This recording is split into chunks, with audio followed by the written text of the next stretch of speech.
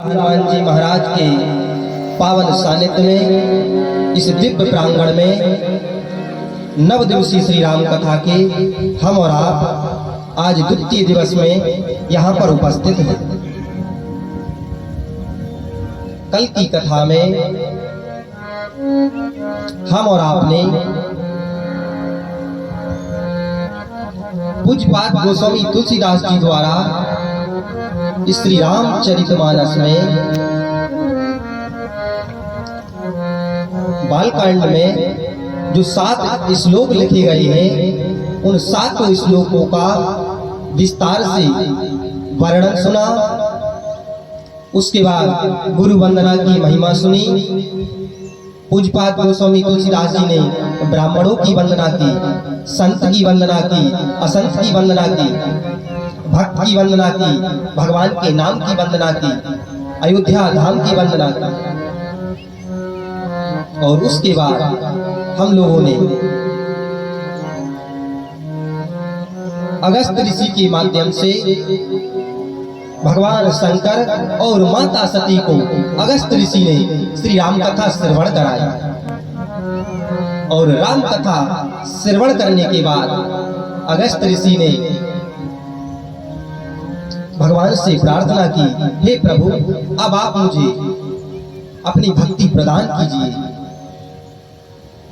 तब शंकर भगवान ने भक्ति रूपी दक्षिणा देकर अगस्त जी को संतुष्ट किया।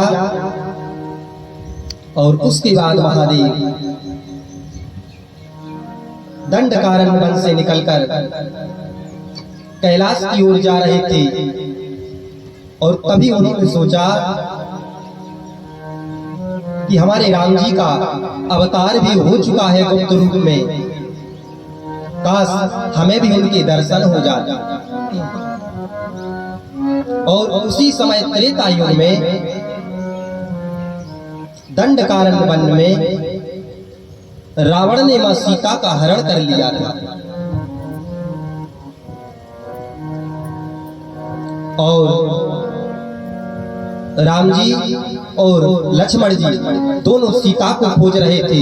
और उसी समय शंकर भगवान आकाश मार्ग से विचार करते हुए जा रहे थे।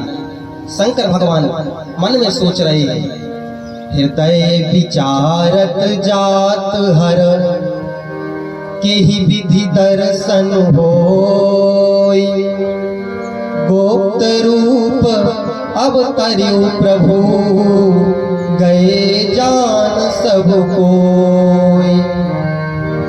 मन में शंकर जी विचार कर रहे थे कि प्रभु ने गुप्त रूप में अवतार लिया है,